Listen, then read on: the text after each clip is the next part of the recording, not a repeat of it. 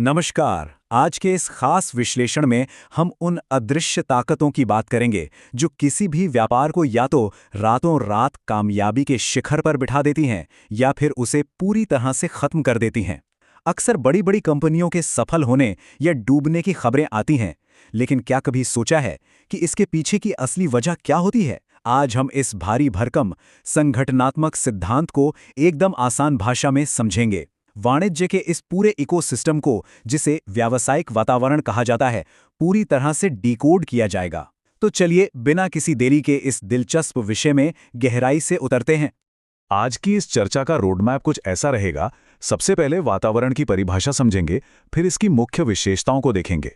इसके बाद बात करेंगे प्रबंध की आवश्यकता और 5 मुख्य आयामों की, और अंत में भारत के 1991 के ऐतिहासिक सुधारों की केस स्टडी के जरिए इसके डोमिनो इफेक्ट को समझेंगे।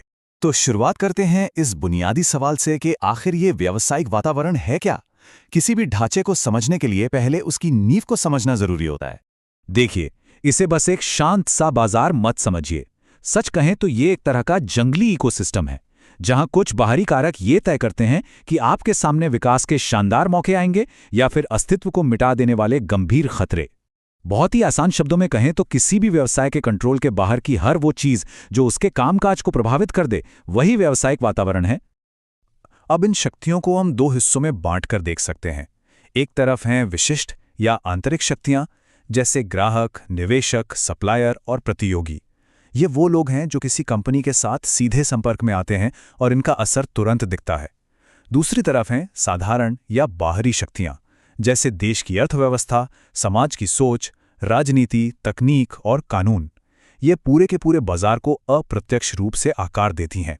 और मजे की बात यह है कि एक सफल उद्यम को इन दोनों ही मोर्चों पर एक साथ नजर रखनी पड़ती है। तो इस इकोसिस्टम में सर्वाइव करना इतना चुनौतीपूर्ण क्यों है? आइए इसकी मुख्य विशेषताओं पर नजर डालते हैं। सबसे पहली बात, ये वातावरण कभी भी एक जगह नहीं रुकता। ये बहुत ही डायनामिक और आपस में उलझा हुआ जाल है। उदाहरण के तौर पर आंतरिक संबंध को ही ले लीजिए। जरा सोचिए, जैसे ही समाज में सेहत को लेकर जागरूकता बढ़ती है, वैसे ही बाजार में शुगर फ्री और फैट फ्री चीजों की मांग अचानक से आसमान छूने लगती है। मतलब एक जगह हुआ बदलाव सीधे दूसरी जगह असर डालता है। तकनीक का बदलना, फैशन का बदलना, यही तो इसकी असली गतिशील प्रकृति है। और इस सब में अनिश्चितता का तड़का भी है। कल क्या होगा, इसका सटीक अनुमान लगाना लगभग असंभव सा है। साथ ही ये पूरी अवधारणा तुलनात्मक होती है। मतलब बाजार के हालात हर इलाके में अलग अलग होते हैं। जैसे रेडी टू ईट या पैकेज्ड खाने की मांग देख लीजिए, जो गांव के मुकाबले शहरों में कहीं ज्यादा होती हैं। जब ये सारे कारक एक साथ काम करते हैं तो पूरे बाजार को समझना एक बहुत ही जटिल पहेली बन जाता है। अब सवाल ये है कि इन भारी भरकम बातों को जानकर आखिर किसी मैनेजर को क्या फायदा होगा? इसका एक बहुत ही शानदार वास्तविक उदाहरण है। एक समय था जब विदेशी बहुराष्ट्रीय कंपनियां, खास तौर पर होंडा से भारतीय बाजार को बहुत बड़ा खतरा महसूस होने लगा था। लेकिन बजाज ऑटो ने बड़ी समझदारी दिखाई। उन्होंने आने वाले खतरे को समय रहते भांप लिया और होंडा के पूरी तरह से हावी होने से पहले ही अपने 2 पहिया वाहनों को अपग्रेड कर लिया। बिल्कुल, खतरों को समय से पहले पहचानने का यही सबसे बड़ा फायदा है। और सिर्फ खतरे ही नहीं, बल्कि सही मौकों को पहचानने में भी इसकी बड़ी भूमिका होती है। आईटीसी होटल्स की रणनीति देखिए।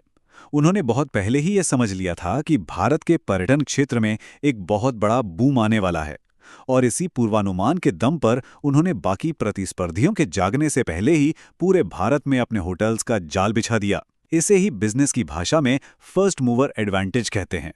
अब इन मौकों और खतरों को देखने के लिए प्रबंधकों को 5 अलग अलग चश्मों या आयामों का इस्तेमाल करना होता है। ये रहे वो 5 आयाम। सबसे पहले आर्थिक पहलू, जैसे मौद्रिक नीतियां और ब्याज दरें, जिनका सीधा असर पैसों पर होता है। फिर सामाजिक आयाम, जहां हम देखते हैं कि कैसे लोग तंबाकू छोड़कर डाइट ड्रिंक्स और सेहतमंद चीजों की ओर मुड़ रहे हैं। तकनीकी आयाम, जो चीजों को बेहतर और सस्ता बनाता है। राजनीतिक स्थिरता और सरकारी सपोर्ट, जिसके बिना शायद बेंगलोर और हैदराबाद आज इतने विशाल आईटी हब नहीं बन पाते। और अंत में कानूनी आयाम, जो कंपनियों को नियम मानने पर मजबूर करता है, जैसे कि सिगरेट के पैकेट पर चेतावनी छापना। हर एक आयाम का अपना एक अलग और जबरदस्त दबाव होता है। अब जरा सोचिए, क्या हो अगर कोई देश की सरकार रातों रात इन सारे नियमों को ही पूरी तरह से पलट कर रख दे? तब इस पूरे इकोसिस्टम का क्या होगा? और यही सवाल हमें ले जाता है 1991 के भारत की ओर, जिसने भारतीय व्यापार की पूरी तस्वीर ही बदल दी। 1991 से पहले भारतीय अर्थव्यवस्था बहुत सारे कड़े प्रतिबंधों में जकड़ी हुई थी। लेकिन फिर एक ऐसा समय आया जब देश एक गहरे आर्थिक संकट के मुहाने पर खड़ा हो गया। इस संकट से बाहर निकलने और आर्थिक रफ्तार को तेज करने की सख्त जरूरत थी। और इसी जरूरत ने जन्म दिया 1991 के उस क्रांतिकारी नीतिगत बदलाव को, जिसे हम नई आर्थिक नीति कहते हैं। इस नई नीति के मुख्य रूप से 3 बड़े खंभे थे, जिन्हें आमतौर पर L, P और G कहा जाता है, यानी लिबरलाइजेशन, उदारीकरण, जिसका काम बिजनेस को गैर जरूरी लाइसेंसिंग से आजाद करना था। दूसरा, प्राइवेटाइजेशन, निजीकरण, ताकि सरकारी हिस्सेदारी को 51% से कम करके प्राइवेट सेक्टर को आगे लाया जा सके। और तीसरा, ग्लोबलाइजेशन, वैश्वीकरण, जिसने भारी भरकम टैक्स कम करके भारतीय बाजारों के दरवाजे पूरी दुनिया के लिए खोल दिए। नियम बदले तो जाहिर है कि खेल भी बदलना ही था। देखते हैं इसका बाजार पर क्या असर हुआ। इन बदलावों का जो असर हुआ वो एकदम डोमिनो इफेक्ट जैसा था। लाइसेंस राज के खत्म होने और विदेशी कंपनियों के आने से बाजार में प्रतियोगिता अचानक अपने चरम पर पहुंच गई। ग्राहकों के पास इतने विकल्प आ गए कि बाजार अब बेचने वाले के हाथ से निकलकर पूरी तरह से खरीदने वाले के हाथ में चला गया। अब बिना मार्केट रिसर्च के कुछ भी बनाना बेवकूफ़ी थी। तकनीक इतनी तेजी से बदली कि छोटी कंपनियों के पसीने छूट गए, और इन सब नए बदलावों को संभालने के लिए अचानक से बेहद कुशल और हाई स्किल्ड कर्मचारियों की मांग बहुत तेजी से बढ़ गई। इसके साथ ही सरकार ने सार्वजनिक क्षेत्रों को मिलने वाली वित्तीय मदद भी काफी कम कर दी। नतीजा, सरकारी हो या प्राइवेट, सबको अपने पैरों पर खुद खड़ा होना पड़ा।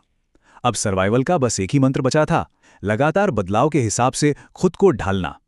प्रबंधकों को ये बात बहुत अच्छे से समझ आ गई कि अगर बाजार में टिकना है तो सिर्फ काम का तरीका नहीं, बल्कि अपने कर्मचारियों की क्षमताओं को भी लगातार और बिना रुके विकसित करना ही होगा। 1991 के उस दौर ने साबित कर दिया कि जो वक्त के साथ नहीं बदलता वो खत्म हो जाता है।